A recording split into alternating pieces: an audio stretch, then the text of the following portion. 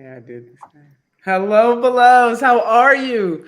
2 times in 1 week. We are on a roll going live.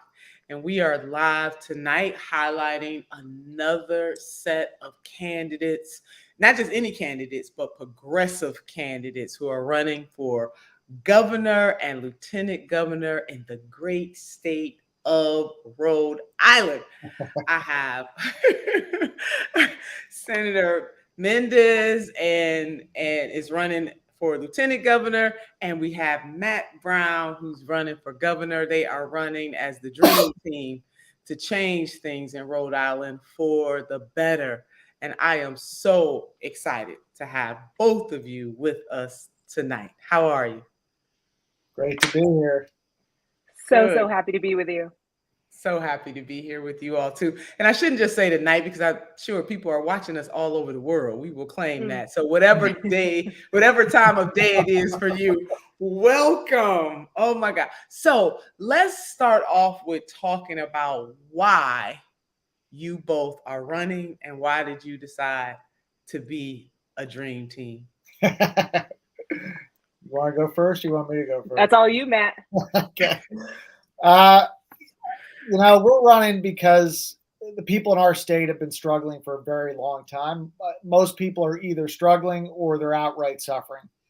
And the people who've been running things my whole life, I grew up here in Rhode Island, aren't going to do anything about it. They're the ones who got us here in the first place. Massive tax breaks to the rich, massive giveaways to corporations, corporate developers, while people are struggling to afford housing and health care and put food on their tables. And so I think we've all just run out of patience. I mean, we run out of time, and we can't just try to protest and yell and scream from outside the state house anymore. It's just not. It just the crumbs aren't enough. And we also just can't afford to win one seat or two seats. We got to win a whole new government here. And so that's why Cynthia and I are running together for governor and lieutenant governor, and we're running along with dozens of candidates for the legislature, all on a shared, very progressive platform to win a full out progressive governing majority for our state and do the things we should have done for our people a long time ago. Beautiful. Senator? Yeah, I never imagined, that I would be running for office. I was raised in a family where, I was taught at a young age, you do whatever it takes to fight for the most vulnerable. My dad gave up law school to be an inner city minister and a prison chaplain. My earliest memories of my parents were bringing soup and coffee down in the dead of winter to folks that were hungry and living on the streets. And fast forward to my adult life, that's very much the way I lived my life. I single mom, worked 2 jobs, put myself in college, and mentored young women of color, and worked at Matthewson's Friendship Breakfast, which serves hundreds of folks that were unhoused. And as I'm doing this work, I can see you can give our last dollar away, you can volunteer your last hour away, and you can't make a dent in the human suffering that you're seeing. And it wasn't until a dear friend of mine introduced me to his dear friend, which was Matt, and we had a cup of coffee where they said to me, would you consider running for office? And it seemed outrageous to me. But the narrative that many of us are given is stand outside, march, beg, plead, advocate. But when it comes to being in the seats of decision making for our communities, we are left out of those seats of power. And so my world was flipped upside down. I said yes to running, and we got a lot of big wins. We got passed a $15 minimum wage. They legalized marijuana with automatic expungement, but we have so far to go. As Matt highlighted, we have a housing crisis here. We have some of the most segregated school systems in the country. We have a polluting industry dumping in our poorest communities. And we have leaders that just look the other way, that keep giving money to the corporate interests. And so I'm running with Matt because we're not doing, again, like Matt said, we're not doing this alone. We're running on a ticket. I'm running for lieutenant governor. He's running for governor. We're running alongside amazing candidates, teachers, nurses, activists, social workers, environmental scientists, people that have been doing the work for a very long time. And they get to be in the seats of decision making. We stop begging, stop marching, start the doing, because that's what we were designed to do. Yeah, no, that's right. I want to clarify for people because different states do things differently, obviously, within the voting space. And there are states where the governor and the LT, the lieutenant governor, are on the same. Like if the governor runs, that person is right with them. Right. They run as one. In Rhode Island, that is not the case. Right.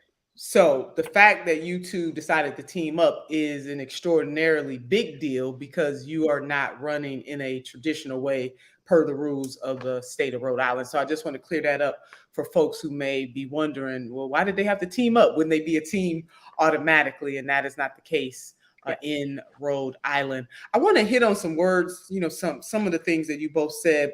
And then after that, I want you to talk to us about this incredible model that you have in Rhode Island that was created, started, tested in 2020, where you have a whole group of folks running for different offices, running as a slate. But I'm going to put that in the parking lot for a minute.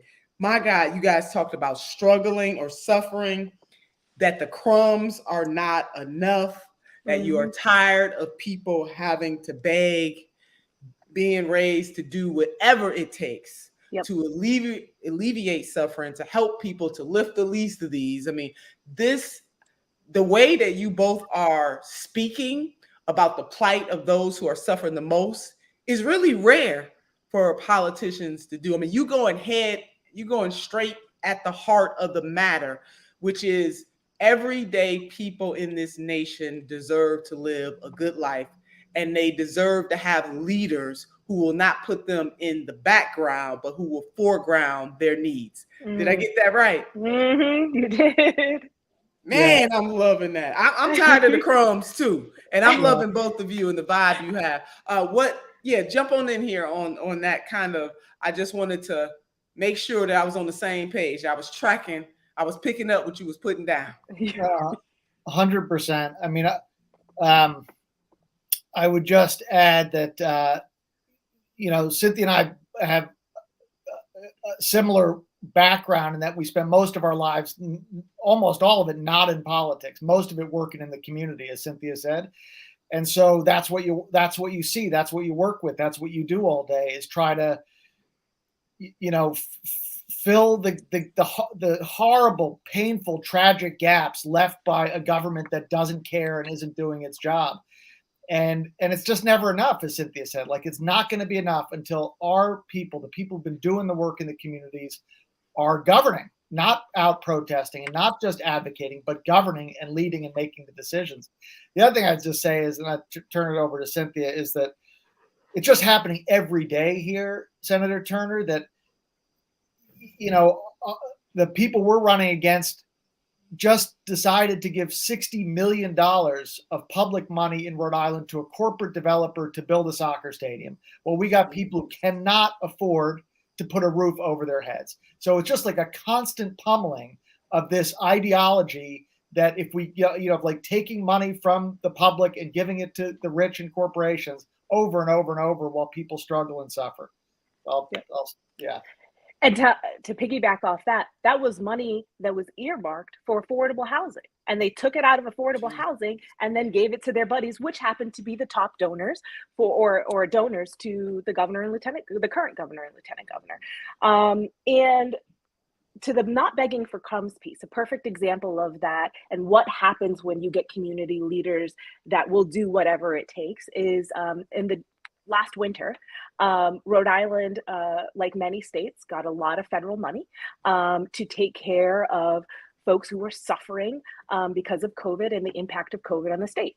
And Rhode Island was, at that time, the beginning of December, I believe, the only democratically controlled state that didn't allocate a dime of that money. We also had record number of job loss. We had record numbers of folks that were out on the street unhoused, record number of people unhoused. In addition to that, no shelter plan for them. And that's my background. That's where I came from. Those are my friends. And so Matt and I marched down to the State House with, there were 6 of us, and with tents and backpacks, and popped up tents in the front of the State House, went toe to toe with the state troopers. They tried to arrest us. And we demanded that no one freeze to death this winter, while the leaders of the state sat on billions of dollars and a record surplus. And we were able to, after 16 days of protest, 16 nights of protest, they finally caved and opened up 400 shelter beds and opened up some funds. But this is what we're talking about, and it's a shift of thinking. It's a shift of imagination that's happening here. We say we don't have to ask. What if we do, what moms we often do? Okay, I'm done asking. Now I got to do it myself. So we're here going to do it ourselves. Yeah, and making a demand. I mean, the great abolitionist Frederick Douglass, power concedes nothing without a demand, and the fact that you all got together to make that demand, it is pretty pathetic that you had to make such a demand, because we're really talking about the basics here. We're not even talking about anything that's extraordinary. We're just talking about the basics, not to allow people to freeze to death, and the fact, and the democratically controlled, right? You said democratically controlled. The last one. And then the only reason why they ended up doing it was because hundreds of folks ended up joining us. Faith leaders, community leaders, advocates, housing advocates, activists, hundreds of people stayed out in the dead of winter until every press outlet was covering it. They couldn't hide it anymore. And then and only then did they do what was right. And that's what, pathetic. Oh yeah, totally. And we, the way we put it and like explained it to people in the state is that they had all that money, like all those years they told us we can't do this for people who are struggling. We can't do that for kids in the schools because we don't have any money. And now they literally were sitting on all this money and they still didn't do it. And so it kind of like showed the lie, right? Like that's not ever why they didn't do it. They didn't do it because they don't care. That's not why they're up there. They're up there to maintain their own power. And so, the way we explained it to people was to say, look, now they've got all this money. We all got to understand now. It's a choice. It's the policy of this government that some of our people live outside. That is their policy. It's a policy decision. And so, and sure enough, like we did, like the good side of this story is, as Cynthia said, we went down there. It was two of us, 4 other people, one night, end of November, freezing cold, put up tents. And Senator Turner, Rhode Islanders just started showing up. Like the next day, they just started showing up. And by the end, we had about 100 people sleeping outside the State House. We got actually like an aerial photo of it. I mean, it was unbelievable. But the spirit and the heart of the people to join in this demand was powerful.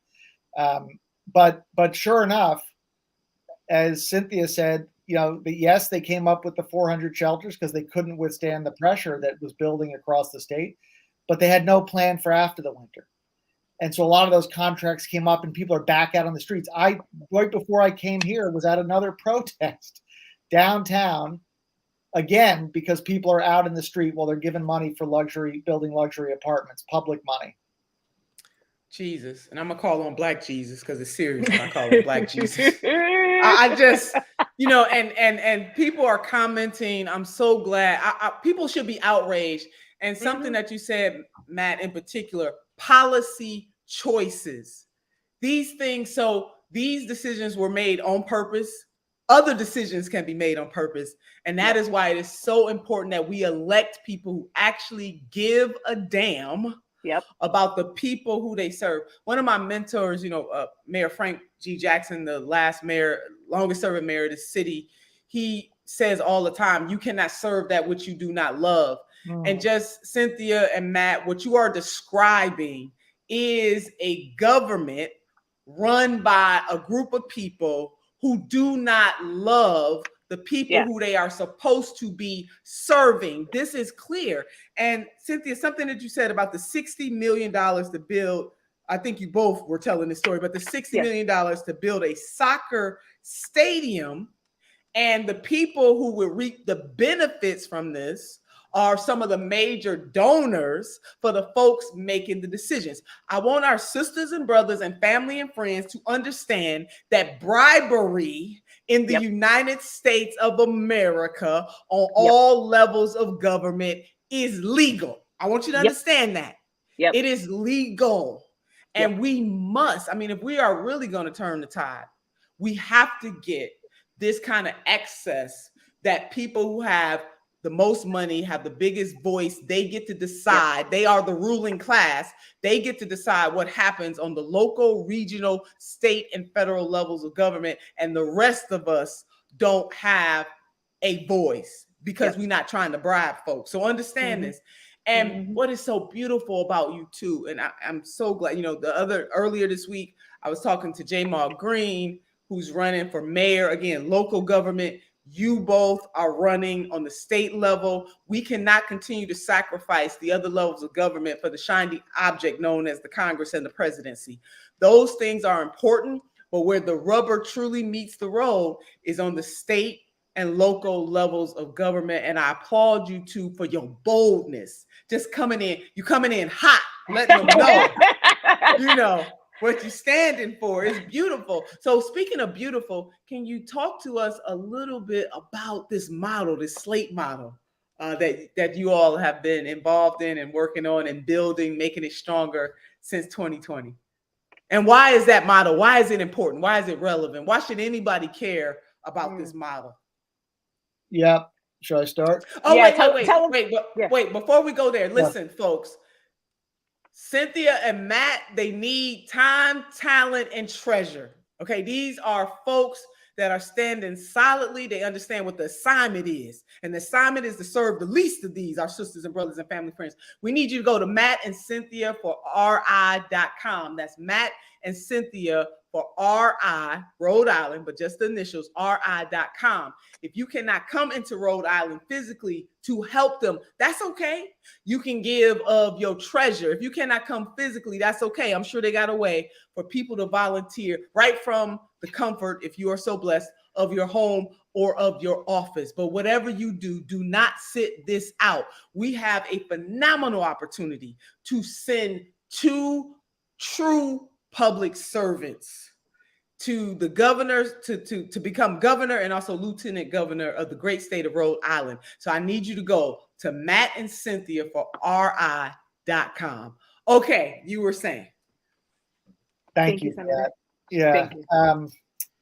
So it goes to what you were saying a minute ago, Senator, which is we got to build our progressive movement from the ground up, not just from the top down with presidential and congressional races. We got to build local, state, progressive, multiracial power all across this country. And we think we've got a really, really hopeful model for doing that. So in 2020, or 2019, really, I co-founded here with 2 great leaders in Rhode Island, Senator Janine Culkin, who was the founder of Rhode Island for Bernie, and Jennifer Rourke, the Rhode Island Political Cooperative. And the model is to get a whole group of people together, enough in the near term to win a progressive governing majority in the state, run together on a shared platform, support each other, provide the candidates with the support that they need to run and win, people who otherwise might not be able to do it, and win and govern together. And so we won 10 races in 2020, and now we're building on that. And Cynthia and I are running alongside these great candidates. There are dozens of them to win a governing majority this time. And I'll stop there and turn it to Cynthia because she was one of those candidates, and I'll leave it to her to talk a little bit about what happened. Yeah, so picking up where I left off, where I met Matt, a mutual friend of ours, who we both had done community work with, introduced, we had a cup of coffee, and Matt told me about Jen and Janine and this crazy idea of having a slate of working class, multiracial people, everyday people with shared values running on a bold platform of a living wage, Medicare for all, housing for all, racial justice, environmental justice, a Green New Deal. And I went from laughing when he first told me to run to say, okay, I'm in, and now who's the biggest dog I can take out? And so that was the Senate Finance Chair. He was slated to be the next Senate President. He had been in politics forever, and he outspent us 4-1.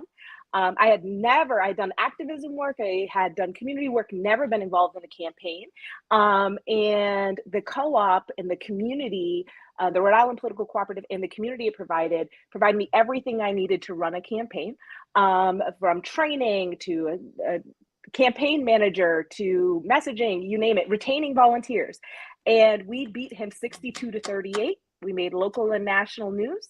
And we didn't, and I wasn't alone, because as we know, it's once you're in there, you need people to fight with.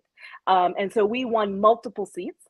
We saw the establishment cave on what they knew they had to do immediately. So they wouldn't touch a $15 minimum wage with a 10-foot pole before. They day one did that. They moved on some climate pieces of legislation, and they legalized marijuana with automatic expungement, which everybody said was impossible until a whole bunch of them lost their seats. Yeah, that is so beautiful. And I like how you said a governing progressives across because it's not just one office that can do this. Yeah. You need people all over the field, so to speak, to use sports analogies. The quarterback is only as good as the people on the field that they can throw the ball to. And that's really what you were saying, that as the folks that are running, the two that are running for governor and lieutenant governor, you understand that the success of the state in terms of progressivism, and progressive just means you are not elevating the status quo. You are not standing in to say to keep things the way that they are. You understand the realities of now, but you also have a vision to provide provision for the people. That's what progressivism is. Yes. It is making sure that people are not sleeping outside. Hello. It is making sure that people have clean water. And speaking of clean water, to my colleagues, I just want to pause for a minute for us to recognize what is going on in Jackson, Mississippi. I want to shout out Mayor Lumumba, who is holding it down against all the odds there, the disparity, the environmental racism, the environmental injustice that has been happening in Jackson, Mississippi for years. And he is holding it down along with some other folks, activists and nonprofit organizations, which you both are familiar with because you come from that world. It does take teamwork to make the dream work. Yes. For those of you who can, please do not forget our sisters and brothers and family and friends in Jackson, Mississippi. I'm getting Flint, Michigan vibes over this. I'm so upset about what's happening, and what's happening over there can happen over here. And over here can be anywhere in this country, in the United States of America. And again, Matt and Cynthia, we're not even talking about anything extraordinary. We're just talking about having some damn access to have clean water. Yeah. It is a disgrace. It is a scourge on this nation. And that Governor Reeves, I believe is his name, he ain't even got a clue. I saw his press conference. He did not have the fierce urgency of the fact that people don't have not enough water. They don't have water to drink. If a fire broke out, even in his press conference, he acknowledged it is immoral. And it is a policy choice. That city is over 80% Black. About a quarter of the people who live there are poor. Okay, follow that. We understand what is going on. So again, please, we need to lift up our sisters and brothers, family and friends in Jackson, Mississippi. Matt and Cynthia, I had to pause for a minute. No, I'm glad you did. Yeah. This reminds me of something Matt said yesterday in his debate. He was talking about the arrogance of power, and whoever is running that city right now sounds like they got a big dose of that arrogance of power, and they're just going to turn the other way while people are suffering. Yeah, it's the state. It's not the city. It's the state. No, it's the state. It's the state. No, Mayor Lumumba holding it down, and he making it plain that this is something that's happened over the decades, but it's the state. And also let's go and throw the federal government in there too, because we need real strong investments in infrastructure across this country. So it is absolutely a disgrace. What has it been like to run against the entrenched status quo, the neoliberal? I mean, what has that been like for both of you, and how are you fighting back? Well, one thing I'd say is that we've got, as part of our whole effort with the Rhode Island Political Cooperative, we have challenges to all the members of the legislative leadership. House Speaker, House Majority Leader, Senate President, Senate Majority Leader, we already pushed out because our great candidate, Jennifer Rourke, built so much strength.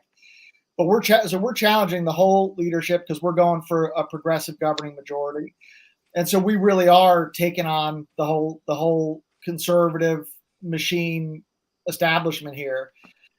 I think one thing is, Cynthia, you may want to say a little bit about where you are with your debate situation in terms of the response from the status quo candidates.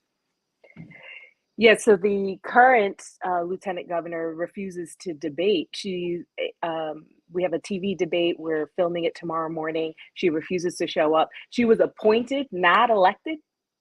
So the entitlement to power, the outrageous arrogance to not show up and feel the need to speak to voters on your record, on what you will do, on what you won't do. Is just a snapshot of this arrogance. It's absolutely wild, while taking money again from luxury developers, from people that from the fossil fuel industry, which we have a huge problem here. They're polluting in the Port of Providence. The community is majority Black and brown. Some of the highest asthma rates in the country for children.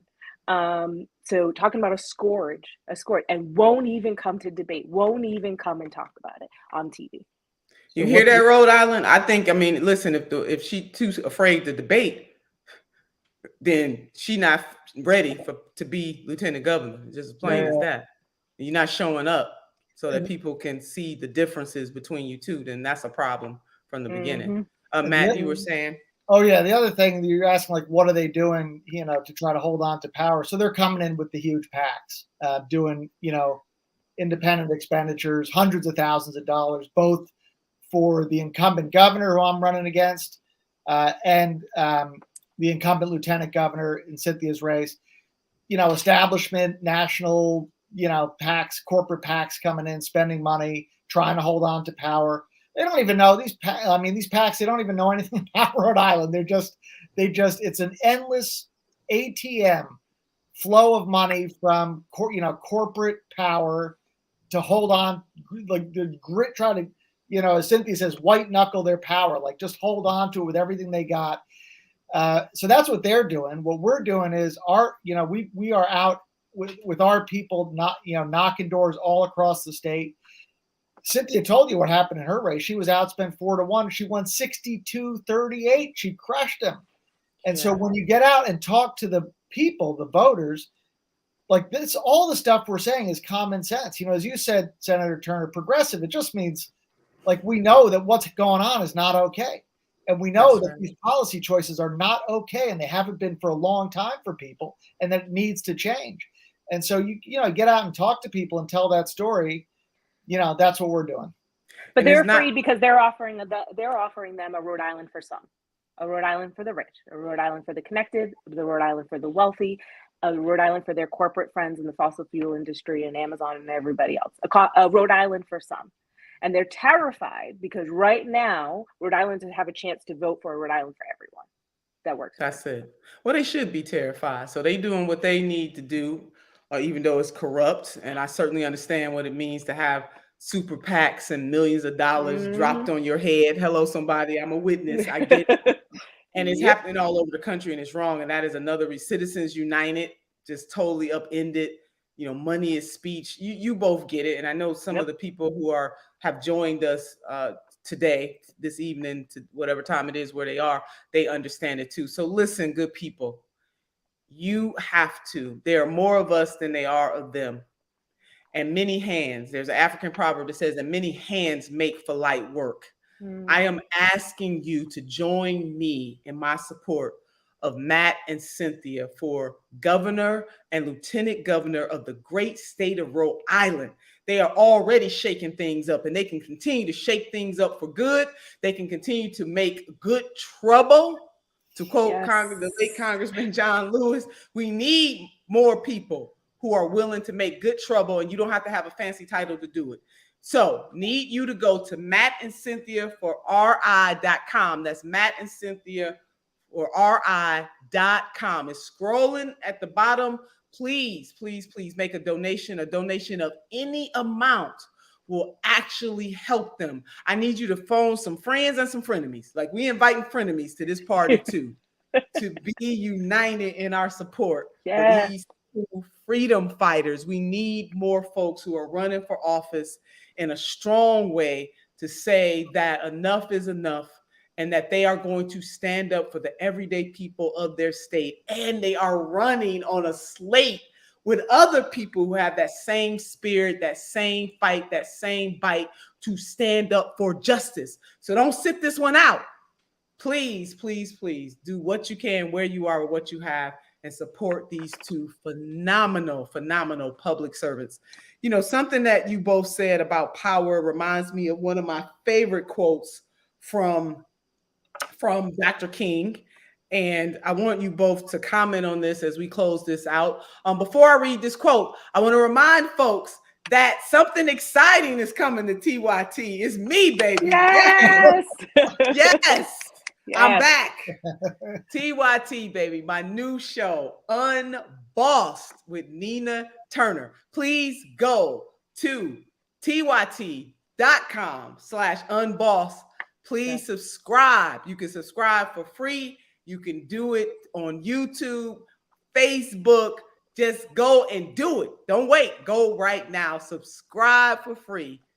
Go to tyt/unbossed. Oh my God, I need you to do that. Subscribe, baby. It's gonna be power packed 5 days a week. We're gonna be taking it to them, taking it to the hole, as they say in basketball. Matt and Cynthia, I don't know why I'm using all these sports ananalogies, but I am tonight. Hey, we're gonna go Serena. We going Serena on them, baby. That's what we gonna do. So please go right now to subscribe. So anyway, as we wrap this up, I want to thank everybody for joining us wherever you are in the world. We appreciate you. We need you to help these two champions of the people. So the Reverend Dr. Martin Luther King, in power, and this encapsulates what is so beautiful about the foundation by which you both are running on. He said, power without love is reckless and abusive. And love without power is sentimental and anemic. Power at its best is love implementing the demands of justice. And justice at its best is power correcting everything that stands against love. Baby! Woo! Oh, we coming in hot. Mm-hmm. I mean, Dr. King summed that up. Like, you can have love, and if you ain't got no power, hey, what does it mean? And if you have power without love, what does that mean? We have two public servants in the both of you who bring power and love to bear in the work that you do. And the residents of the great state of Rhode Island, they deserve to have leaders who know that power and love go together. Matt and Cynthia, I'm going to give you the closing remarks as we wrap this thing up. I mean, all I can say after that is thank you, Senator Turner. What you've built all around this country has certainly inspired what we've been doing here for the last few years, and millions and millions of people all around the country. And really so honored and thankful to be here with you tonight. Thank you. The honor is mine. I want to echo that, and for your tenacity and faithfulness to staying unbossed is a legacy. And I want to say to your quote, your beautiful quote from Dr. Martin Luther King, that what I love about that marriage of power and love is that it grows exponentially when it's given away to the right people. And so that is what I very much love about the work that we're doing, is that when we get together in community, it just grows. It has a ripple effect. And that's what love does. And when love and power get together, it just explodes. And it has a beautiful X factor when those two things meet, that intersection of those two things, and it grows exponentially more than we can track, quantify, or even explain. We just live it and see it and bear witness to it and celebrate it when it happens, and that we get to be a part of it. Thank you for being a part of it. Thank you for your legacy. Thank you for crossing paths with us and lifting us up, and for staying unbossed. And I have deep commitment to do the same here. Thank you both so very much. Hello, somebody, as Allie just put out there. I want you both to know, I don't know if you were looking at some of the comments that were coming up, but a lot of people are saying that they are going to phone bank, they are going to volunteer, and they are going to donate. So I hope that this gives you a boost, and we will definitely do this again. And if I can fit it in, and Allie is going to kill me, but I would absolutely love to try to make it to Rhode Island. I mean, Oh my God. a beautiful. That's a There will hard be yes. dancing It's in in the the calendar. streets. There I will don't be know. dancing On in the board. streets. Oh my God. I don't know if I'm going to be able to pull it off, but I definitely will try my best. In case I can't physically be there with you, just know I'm there with you in spirit. I'm going to keep lifting you. We're going to keep promoting you on all of our social media platforms. And we definitely want to hold open the opportunity for you both to come back and for us to finish this conversation. I want to thank each and every person who joined us wherever you are in the world. We do appreciate you. We want you to know that you are what it will take to change the tide in this country and all across the world for working class people. I want you to keep the faith and I want you to keep the fight. Until next time, don't forget, go to Matt and Cynthia 4RI.com, baby. Don't you forget to do that. Any amount, time, talent, and treasure, please donate. And absolutely don't forget to subscribe to Unbossed with yours truly. Until next time, love.